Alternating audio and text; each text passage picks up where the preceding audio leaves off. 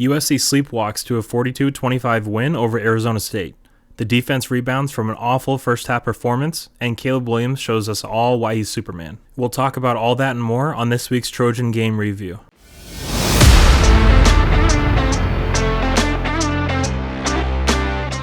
Hey guys, welcome into this week's game review.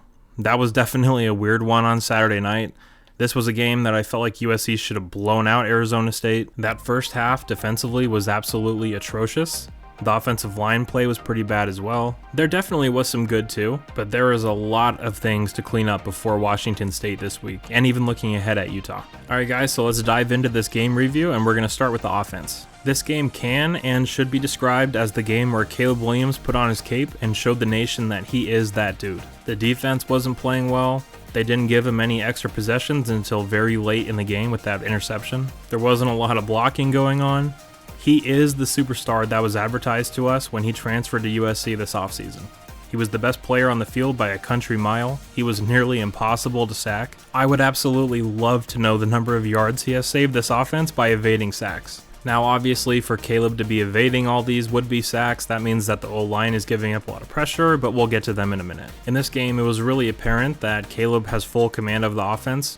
He pretty much now has a full season's worth of starts under his belt, so we should really start to see him take a big leap in terms of the mental side of the game. I was thinking about this, and Carson Palmer I think had a bigger arm, but I think it's fair to say that Caleb Williams is the most physically impressive quarterback we have ever had at USC. He is so special, he's so creative, he's really an artist out there on the field. He sees the game, and really life overall, in a very different lens than a lot of quarterbacks do. His personality off the field really reflects onto his play on the field. I really don't know how he gets out of some of these sacks. It's really remarkable. I've never seen anything like it. There is one negative to talk about with Caleb Williams from this game, and it's that we saw him finally throw his first interception in a USC uniform. It was just a fade in the corner of the end zone that he kind of forced. Definitely shouldn't have thrown the ball. But funnily enough, I saw a lot of relief online from Trojan fans, and I totally see the point. It's good to get the interception out of the way now in a game like this, as opposed to a more important one down the road. Another thing I noticed is that I really think we're starting to see the chemistry between Caleb Williams and all the other pass catchers not named Jordan Addison or Mario Williams really start to grow. We saw Kyron Ware-Hudson make some big plays, including his first ever touchdown at USC.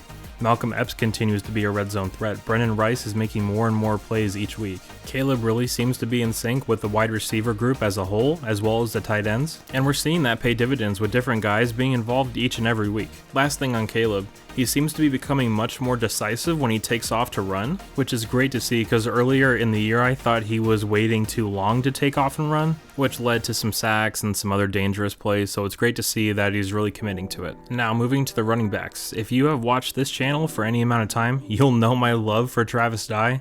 He's just everything you would want a Trojan to be. He is tough, smart, and he holds everybody accountable. And we saw this with his post-game comments. Some people don't know what it's like to lose on this team. And so that can be a problem, but we're going to get it right. We're going to make sure that our guys know that, winning like this it's very rare. I saw some people wondering if comments like that will be divisive in the locker room, but I don't think so at all. He appears to be so respected in that locker room. You see it in the hype videos when he's breaking down the team before games. If he feels the need to call some guys out, I'm sure it's warranted. So now moving back to the game, I think it's time we have an honest conversation about Austin Jones. These last few weeks have been an absolute struggle for him. He's gotten blown up in pass pro multiple times. He's not seeing the field as well as he needs to, and I think we're starting to see Rayleigh Brown slowly creep up the depth chart. His reps are starting to increase, and when he gets those chances, it looks like his burst is back. He really hasn't been full go since week 1 against Rice where he got hurt, so that was great to see. Now moving to the receivers, we all know about Jordan Addison and Mario Williams, but I want to talk about Kyron Ware-Hudson. This is a guy that I was very high on coming out of Mater Dei. He's so tough and physical with great hands and sneaky speed as well. Last year, I was very confused about his lack of playing time with him only getting in the Cal game at the very end of the year, but I'm absolutely thrilled for him that he has the trust of the coaching staff and he's getting all this playing time now. And it's not just that, but he's producing. That catch on the sideline was fantastic to see. He really adds a lot to this offense coming off the bench. Alright, now let's move to the offensive line. In my opinion, this was by far the shakiest performance of the year from them. Now, of course, it is worth mentioning that team captain and starting right guard Justin Dietich did not play in this game, which for communication and chemistry purposes is a big deal. However, I am absolutely not buying that a right guard was the cause of this entire performance. Gino Quinones came in and actually did a pretty good job, all things considered, but Arizona State's defensive tackles were giving the offensive line huge problems. I don't know the size and strength of our upcoming opponent's defensive tackles, but it seems like we really struggle with size and power on the interior, so that could definitely be something to watch. Now that absolutely has to be fixed. Pressure from the middle of the line comes at the quarterback a lot quicker than on the edge, and we just can't have Caleb running for his life all game because the interior of the offensive line is getting destroyed by the opposing team's defensive tackles. Once again, we saw Bobby Haskins and Cortland Ford getting reps at left tackle.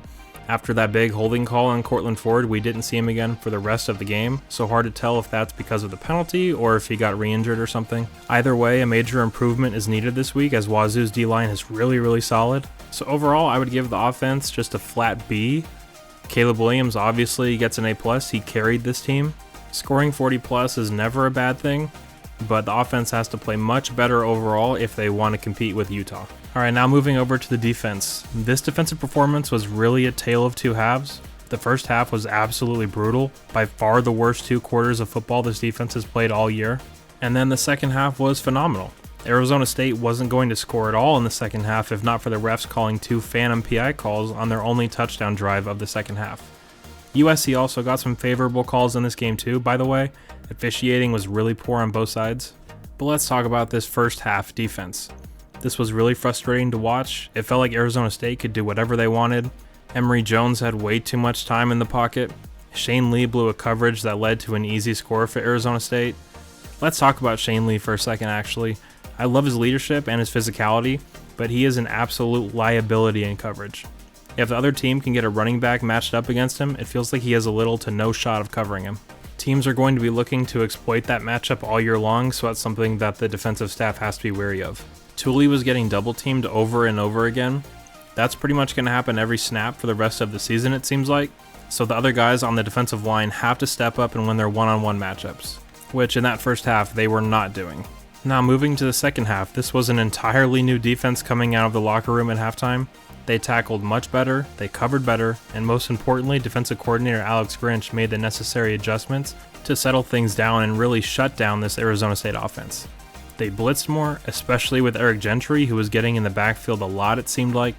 Damani Jackson had an extended role in the second half of this game. It seems like Damani has passed up Jacoby Covington on the depth chart. He almost caught his first pick, he was so close, and then it resulted in a really weird catch for Arizona State. Now going back to Eric Gentry, it really seems like he's become the vocal leader of the defense. You can see it on the field, he's been a lot more vocal these last few weeks. He's the one doing press conferences. I know that Shane Lee is one of the defensive captains and he has great leadership qualities as well, but it really seems like Eric is the leader of the defense at this time. I was worried for a second there that the turnover streak would end, but Kalen Bullock made sure to keep it going by grabbing his second pick of the season. Really wish he could have returned that for a touchdown, but that was a great way to close out the game. Now this second half defense that we saw is the one we need to see going forward. I don't expect 4 turnovers a game, but I do expect assignment sound football, and I sure as hell don't expect getting roasted by one of the worst offenses in the entire country. Consistency is the key for this defense, so we'll see if they can keep this form going forward. Now I want to talk about special teams for a second. Last week I actually got a question from Trevor asking me what my take on the special teams is, saying that we've had some hiccups on the last couple of weeks and I wonder if the lack of a special teams coach will hurt at some point. Now Trevor's obviously onto something here because as we saw in this last game, special teams was atrocious. They looked absolutely inept this last week. Now this team doesn't have a special teams coordinator and it's very apparent. Dennis Lynch has been mostly good, and Aiden Sleep Dalton is improving week to week with his punts, but everything else is god-awful. Kick coverage is terrible. Kick return is awful. Special teams are 100% going to cost us. Maybe not this last week against Arizona State, but just wait until we're playing Utah or UCLA. We have to get that corrected quickly. Now, just some final thoughts. This game appeared to be a case of a lot of guys overlooking Arizona State. We have some massive games coming up on the schedule, but I trust the leadership group to not let this happen again. This upcoming stretch is so vital for USC. They all have to lock in and play much better. Make sure you let me know your thoughts on the game down in the comments. But anyways guys, thank you so much for listening. If you're new here, please subscribe, and I'll see you all next time. Fight on! You didn't think I was going to forget. Boomer. You learn a lot about your football team when you lose. Fumble after the catch. Recover TC. First and 10 from